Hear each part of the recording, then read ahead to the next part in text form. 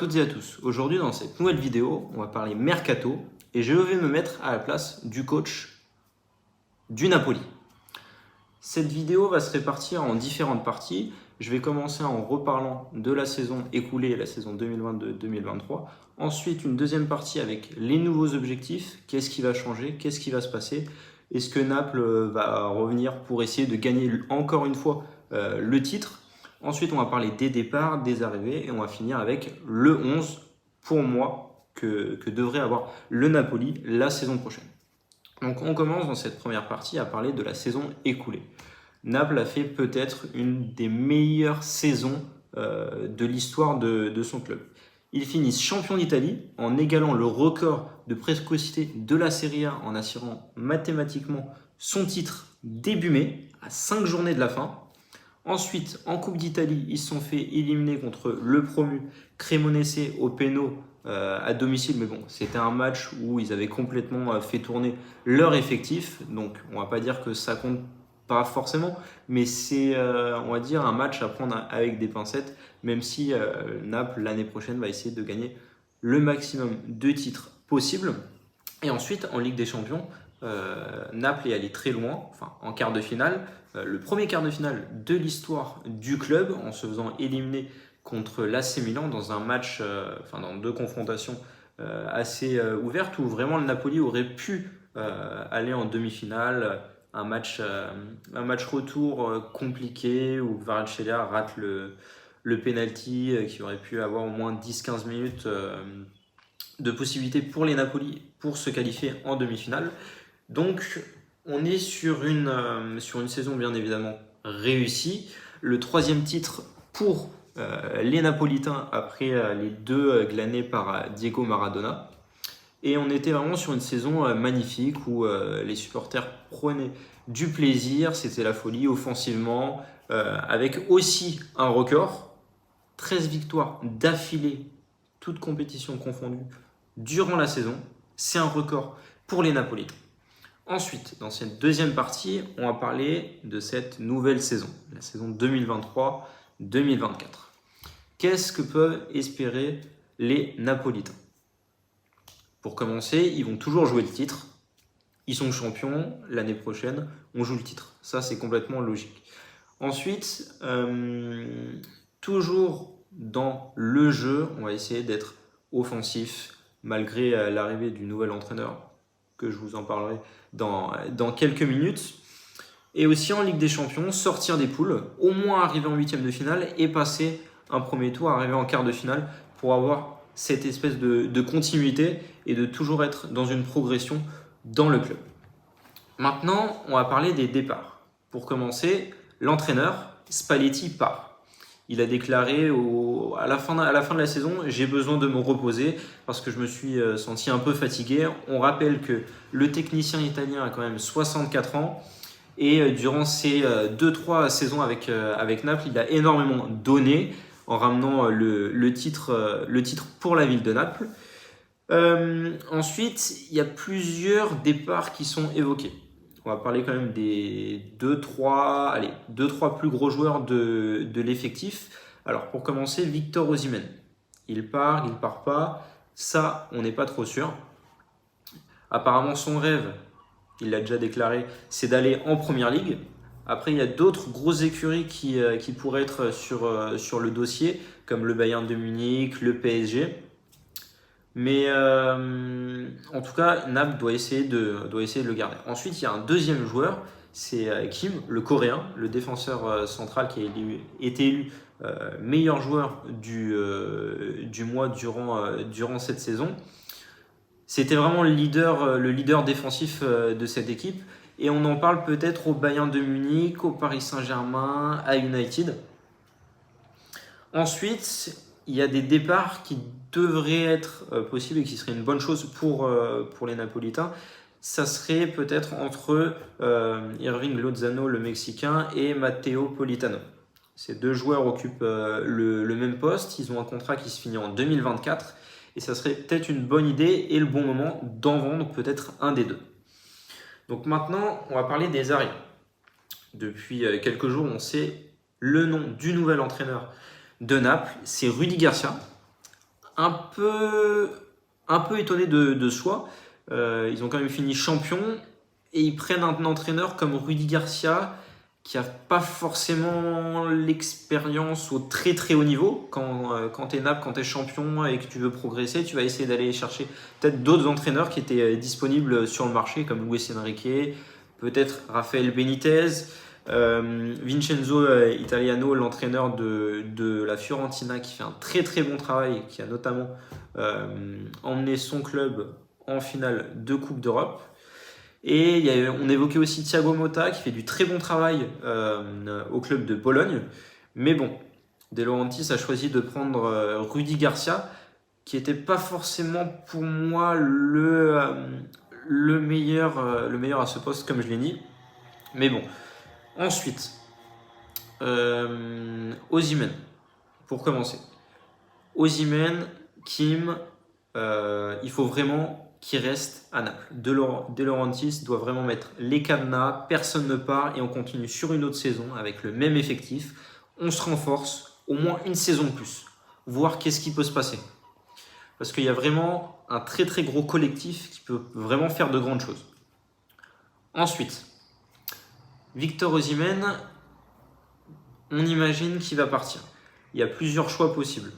Il y a notamment Jonathan David, qui finit 11e meilleur buteur d'Europe, avec 26 buts, ce qui est énorme avec Lille. Moi, j'avais peut-être aussi une autre idée, c'était Mauro Icardi. Vous allez me dire, non, il est cramé et tout, il joue en Turquie.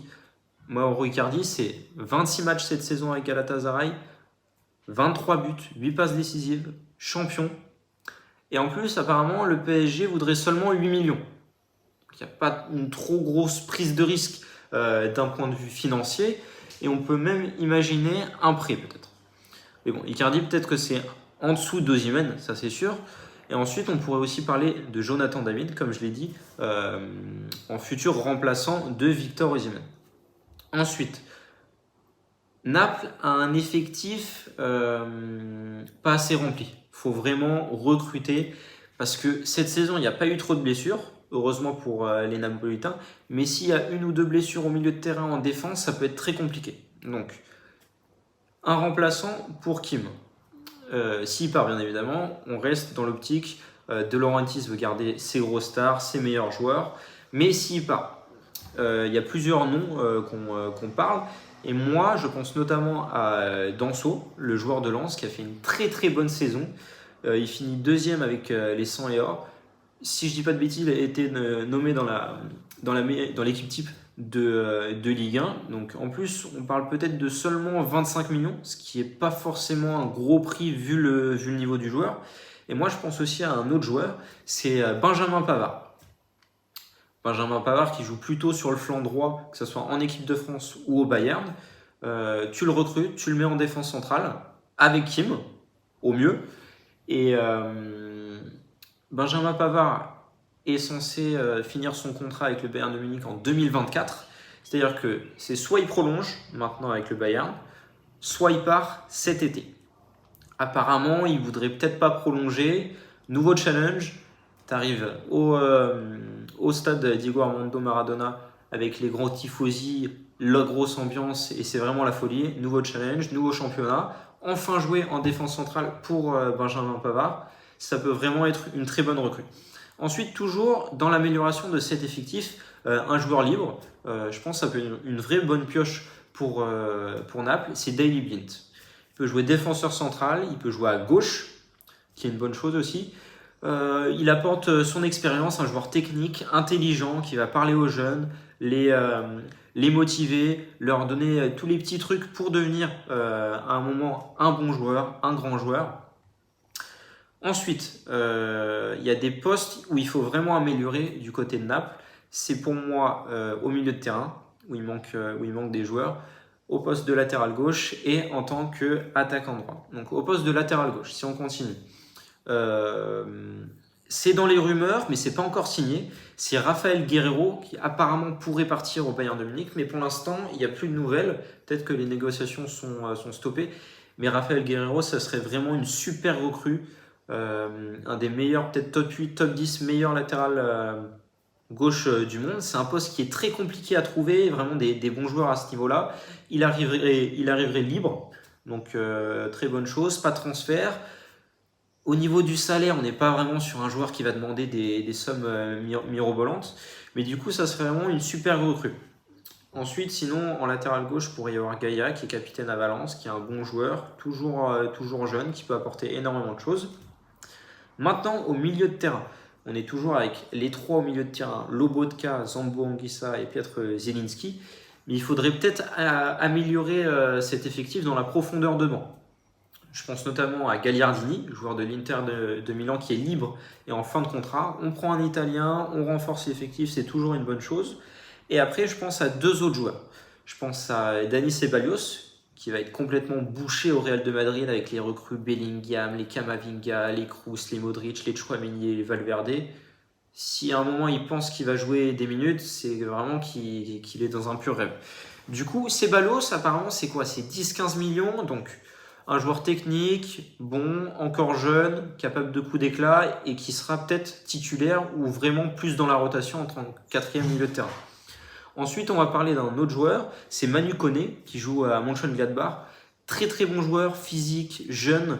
On parle à peu près de seulement 30 millions, même si c'est quand même une bonne somme pour Naples. Mais Manu Koné, c'est vraiment très très fort joueur qui peut vraiment exploser à Naples. Ensuite, on va continuer au poste d'ailier droit, où là, on peut parler de... moi, j'ai vraiment deux joueurs qui me viennent en tête, c'est Hakim Ziyech et Riyad Mahrez. Deux joueurs très techniques, gaucher, ailier droit, ça peut vraiment être intéressant. Mahrez, on en parle peut-être du côté de l'Arabie Saoudite, tout ça, mais pourquoi pas lui proposer un dernier contrat, peut-être 2 ans, 3 ans. Ailier très fort avec Lozano et Politano qui ne sont pas vraiment imposés, où c'était un peu chacun son tour durant la saison. Hakim Ziyech aussi que Naples peut relancer, il est bouché à Chelsea, il joue pas trop. Et même depuis qu'il est arrivé à Londres, on n'a jamais trop reconnu le Marocain de l'Ajax pendant la magnifique campagne de Ligue des Champions avec ses coéquipiers. Donc ça peut vraiment être deux grosses solutions. Et on n'oublie pas de prolonger aussi, parce que c'est aussi important. Prolonger Zielinski, qui est un élément très important. Si je ne dis pas de bêtises, le joueur qui est ici depuis le plus longtemps à Naples. Il y a aussi Meret, le gardien, et Juan Jesus, qui est toujours un bon joueur de rotation, qui peut jouer à peu près sur tous les postes en défense. Maintenant, dernière partie, le 11 de la saison prochaine. Alors, dans les buts, Alex Meret. À gauche, comme je vous l'ai dit, moi je vois bien Raphaël Guerreiro. En centrale, Kim avec Benjamin Pavard. À droite, on garde toujours le capitaine Di Lorenzo. On continue toujours dans un 4-3-3, en tout cas je l'espère, avec Rudy Garcia, c'est ce qui a marché durant toute la saison. Au milieu de terrain, on va mettre Lobotka en sentinelle, avec Zambo Anguissa et Piotr Zielinski. Et ensuite, les trois de devant, on va garder le Géorgien Kvaratskhelia, Victor Osimhen, et on apporterait Hakim Ziyech. Pour moi, l'effectif de Naples est bon, mais il manque de profondeur. Il va falloir jouer avec beaucoup de concurrence. Et voilà, avec les recrues que je vous ai dit durant cette vidéo. Maintenant, c'est fini. J'attends vos avis en commentaire. Si vous voulez débattre avec moi sur les recrues ou sur des joueurs, vous ne pensez pas que c'est forcément des bonnes choses. La vidéo est finie. À la prochaine.